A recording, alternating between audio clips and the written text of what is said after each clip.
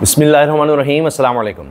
मौलाना फजलुर रहमान ने मौजूदा हुकूमत के साथ वो किया है कि ये हमेशा याद रखेंगे। कमाल कर दिया है जी, आखिरी वक्त तक इनको साथ अंगेज रख के अब जो ऐलान कर दिया है और जलसे में सबके सामने ऐलान किया है, और ज़ाहिर है जलसे में इंसान जज्बात में भी और तरह से होता है, वहाँ पर हुकूमत की लुटिया डबो दी है। एक बात बड़ी अहम और बुनियादी है, हुकूमत के पास अगर नंबर गेम पूरी होती तो ये आज ही अभी इसी लम्हे, चाहे रात का वक्त हो चाहे दिन हो, कोई भी वक्त हो, इनका कुछ बस चले, हत्ता कि ये ऑनलाइन ही करवा दें, इनका बस चल जाए। तो नजर आता है कि मौलाना के बगैर ये नहीं कर सकते। बिलावल साहब जितना मर्जी कहते रहे कि जी नंबर गेम पूरी है, हम कंसेंसस चाहते हैं, वरना तुम्हारे पास बंदे पूरे हैं। अगर इनके पास बंदे पूरे होते तो ये पहले ही कर लेते, अब भी कर लेते। अगरचे हर तरह से मंडियां लगाई हुई हैं, यहां तक खबरें आ रही हैं कि तहरीक इंसाफ के कुछ लोग या कम से कम एक आदमी ऐसा है जिसके बारे में यह कहा गया कि शायद तहरीक इंसाफ चाहती थी कि यह ध्यान रखे सेनेटर्स का और दीगर लोगों का, वही जाकर हुकूमत से मिल गया, लेकिन फिर भी इनके नंबर नहीं पूरे हो रहे। वो बंदा इनको नंबर पूरे करके देने की कोशिश कर रहा है, फिर भी नहीं पूरे हो रहे।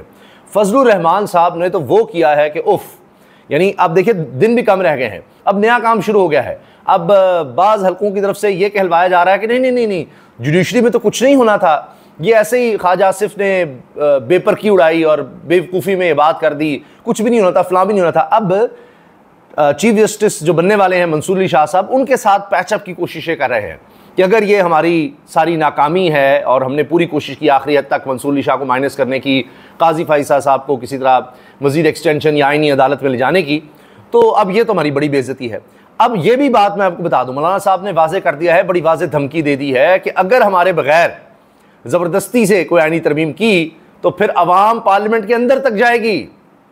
इसी चीज़ का इनको डर है कि तहरीक इंसाफ कंट्रोल नहीं हो रही है। मौलाना साहब कह रहे हैं कि अब मैं भी आऊँगा। इसके साथ साथ वो गुलाबी मैदान में आ गए हैं, वो भी मामला खड़ा हो गया है। फिर एक इल्ज़ाम जो तहरीक इंसाफ पर लगाया जा रहा था कि जी वो बैरूने मुल्क राबते हैं या दुश्मन मुल्क से राबते हैं, भारत से राबते हैं, उस पर तो नवाज शरीफ साहब ने खुद सबके सामने दिन दिहाड़े राबते करके दिखा दिया है और मोदी को याद करके दिखा दिया है। अब लोग पुराने क्लिप्स चला रहे हैं कि क्या कुछ कहा गया था इनकी तरफ से तहरीक इंसाफ के बारे में कि जी रऊफ हसन की किस तरह से बात हुई एक सहाफ़ी से। यहाँ तो सहाफ़ी को घर भी बुलाया गया, वीज़ा भी दिलवाया गया और उसके सामने बयानात भी दिलवाए गए, उसका पूरा सीएम हाउस और घर शर दिखाया गया, अपना प्रोटोकॉल दिखाया गया। उसने भी बताया कि यहाँ देखें ये किस तरह शहनशाहियत के साथ रहते हैं। उसने भी जनाब बरखत ने सारा कच्चा चटा खोला है। तो पहले बात करते हैं फजलुर रहमान साहब की कि उन्होंने इस हुकूमत के साथ कर क्या दिया है, जिस पर अब हुकूमत को आहिस्ता आहिस्ता समझ आ रही है कि हो हमारे साथ तो जनाब ये काम बड़ा ही ख़राब हो गया, अब कहीं के नहीं रहे। और मौलाना तो कह रहे हैं जिस तरह काला नाग होता है, काला सांप, ये उस तरह से कोई तरमीम लाना चाह रहे थे। आइन और इस्लाम के साथ खिलवाड़ किया गया तो ये अवाम ऐवान तक पहुँचेगी। मौलाना फजलुर रहमान इसमें बड़ा वाज़े है कि ये आइन और इस्लाम जब दोनों चीज़ें कह रहे हैं तो अब्दुल गफूर हैदरी साहब भी बात कर चुके हैं कि काजी फैसल हमें किसी सूरत कबूल नहीं है। मुबारक सानी केस के बाद इन्होंने जानबूझकर बार बार गलत फैसला दिया उसमें। तो इस लिहाज से आप देखिए वो कह रहे हैं जी आइन और इस्लाम के साथ खिलवाड़ किया गया तो अवाम ऐवान तक पहुँचेगी, यानी काजी कबूल नहीं है, ना ही आइन में कोई तरमीम इस तरह से कबूल है। हमारे मुसव्वदे पर कानून साजी होगी वरना कोई कानून साजी नहीं होगी। फजलुर रहमान साहब कि जो हम कह रहे हैं वो होगा, नहीं तो कहानी फारिग है, ख़त्म है, हो ही नहीं सकती। इसका मतलब यह है कि अगर मौलाना के बगैर कुछ की गई तो फिर आप सोचिए क्या होगा। उसका भी वो बता रहे हैं कि फिर अवाम पहुंच जाएंगे आगे तक। तो वो स्ट्रीट पावर पहले ही देख लें आप, पीटीएम का देखें, कलदम करना पड़ गया उसको। तहरीक इंसाफ को आप देखें, वकला में बेचैनी देखें, तलबा अब सड़कों पर हैं, वो पहले ही चार्ज हैं, वो मसला भी हुकूमत से हल नहीं हो रहा और वो मज़ीद फैल रहा है, मुख्तलिफ शहरों तक जा रहा है एहतजाज, वो मामला ख़राब होता चला जा रहा है। और अब मौलाना साहब भी आ रहे हैं, तो फिर क्या बनेगा।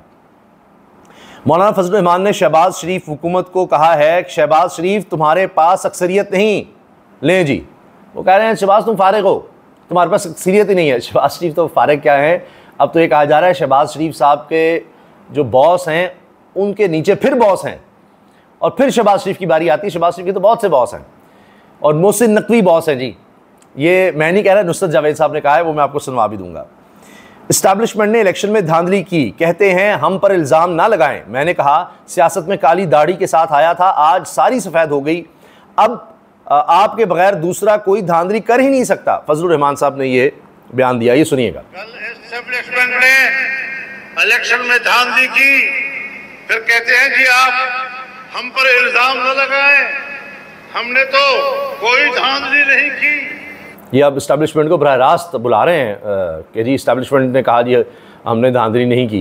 तो आगे जवाब सुनिए। मैंने कहा मैंने भी इस सियासत में काली दाढ़ी के साथ दाखिल हुआ था और आज पूरी दाढ़ी सफेद हो गई।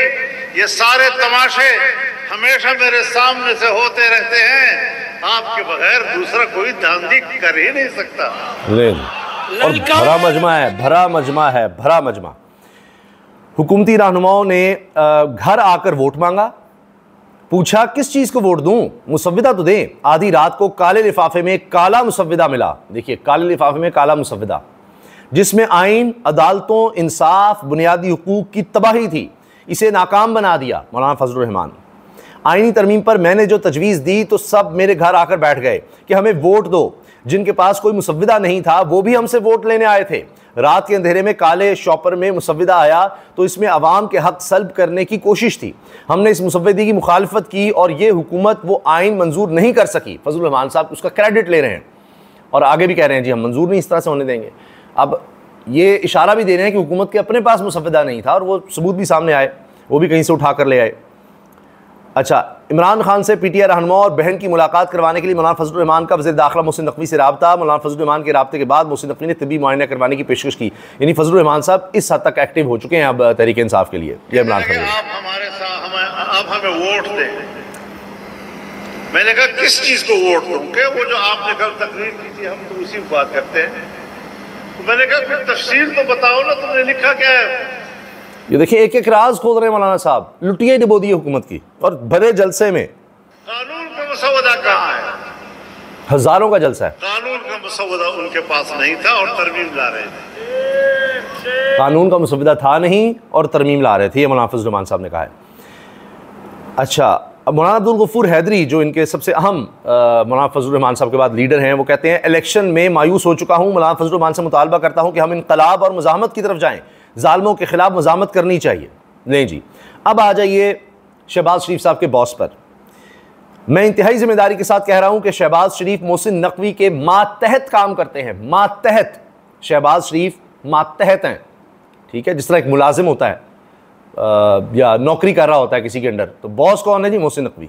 वज़ीर आज़म वज़ीर दाखिला के अंडर काम करते हैं, ज़माने बदलते हैं, ठीक है जी। आप कह रहे हैं कि शहबाज शरीफ साहब बतौर वजीर और शहबाज शरीफ मातहत हैं।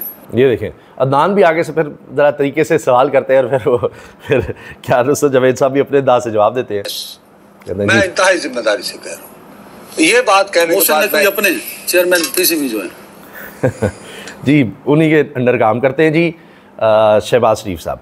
दूसरी तरफ लाहौर के वकला पर मुकदमात के इंदराज, पंजाब कॉलेज की तलबा पर एहतजाज के दौरान लाठी चार्ज का मामला। लाहौर बार एसोसिएशन काबीना ने सेशन अदालत लाहौर, ऐवान अदल लाहौर की तालाबंदी कर दी। वकला ने साइलिन और पुलिस के दाखिले पर पाबंदी लगा दी।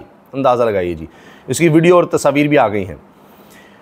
फिर महर बुखारी साहिबा रिपोर्ट कर रही हैं, लिखती हैं, बरखा दत्त रिपोर्ट कर रही हैं, पिछली हुकूमत की तरफ से पाकिस्तान का मौक़िफ़ ये था कि जम्मू कश्मीर में 370 को मनसूख करने के बाद, ये इमरान खान की हुकूमत में था, जब तक इस महाज पर कुछ तब्दील नहीं होता बातचीत दोबारा शुरू नहीं करेंगे। लेकिन नवाज शरीफ ने किसी भी किस्म की पेशगी शर्त के तौर पर इसका हवाला नहीं दिया, बल्कि वो इस उम्मीद का इजहार कर रहे हैं कि इनकी ख्वाहिश है कि वज़ीर आज़म मोदी यहाँ होते, वज़ीर आज़म मोदी मेरे घर होते, मेरे पास आते। बरखा दत्त आप तो आई हैं, मोदी को लेकर आती हैं। हाय हाय मोदी क्यों नहीं आया? वो जो कश्मीर में मुसलमानों का कत्लेआम करने वाला वो क्यों नहीं आया? भारत में मुसलमान कत्लेआम करने वाला वो क्यों नहीं आया? वो उसकी याद आ रही है। और देखिए बरखा दत्त ने पूरी रिपोर्ट चलाई है और उन्होंने, आप नोट कीजिएगा कि बड़े तरीके से, इनको नहीं समझ आती कि भारत की मीडिया किस तरह वारदात करता है। उन्होंने दिखाया है कि इनके पास क्या क्या गाड़ियाँ हैं, मर्सिडीज़ और पता नहीं कौन कौन सी गाड़ियाँ पूरी उन्होंने दिखाई हैं बैकग्राउंड में, वहाँ पर बाहर खड़े होकर वो चल रही है। और ये इसी पर खुश हैं कि वो भारत के मीडिया में हमारा इंटरव्यू चल गया। मरीम नवाज साहब इसमें खुश हैं। वो सारा इनका शाहाना अंदाज़ दिखा रही है और बता रही है कि ये लोग किस तरह से यहाँ पर दौलत उड़ाते हैं और IMF से कर्जे ले लेकर किस तरह से उसको इस्तेमाल करते हैं। बुनियादी हुकूक की बहाली और वकला गिरफ्तारियों के खिलाफ वकला सरापा एहतजाज। वकला ने सेशन कोर्ट लाहौर के तमाम दरवाज़ों को ताला लगाकर एहतजाज शुरू कर दिया। वकला एक्टिव, फजलुर रहमान साहब एक्टिव, तहरीक इंसाफ पहले से एक्टिव, तलबा अब एक्टिव हो गए हैं। तो अब आप ये देखिए कि ये, और वो कलदम PTM वो, तो ये 5 का एक अब ऐसे लग रहा है कि ये एक तरह से मुक्का बन चुका है और अब ये पड़ता चला जा रहा है हुकूमत पर। इस हुकूमत के लिए आप देखिए गालियाँ हैं, बद्दुआएँ हैं। अवाम में जाएँ यही कुछ सुनने को मिलता है, क्योंकि इन्होंने तो अवाम में निकल नहीं। हमारा फ़र्ज़ है हम बताएं। गंदम की कीमत बढ़ गई, किसान रुल गया, बर्बाद हो गया, उससे गंदम नहीं खरीदी। अब उसके बाद क्या, ज़ख़ीरा अंदोज़ी हुई और अब गंदम की कीमत कहाँ चली गई। घी है तो वो भी महंगा हो गया। और इनसे आगे पूछे जाकर, माइक इनके आगे करें, महंगाई हमने कंट्रोल कर ली है। अभी IMF देखिएगा, मैं आपसे अर्ज़ कर रहा हूँ, IMF अभी इनको कोड़े मारने वाला है और इनसे मिनी बजट लेकर आएगा और 100 अरब रुपया ये जनाब वो इकट्ठा नहीं कर सके। और अब वो कहेंगे जी अब लेकर आओ बजट में मिनी बजट लेकर आओ, मज़ीद टैक्सेस लगाओ, और ये लगाएंगे। और ये टैक्सेस का इस्तेमाल देख लीजिए, ये बरखत दिखा रही है कि गाड़ियाँ शाड़ियाँ और सारे शान अंदाज भी। इजाज़त दीजिए, अल्लाह हाफ़िज़।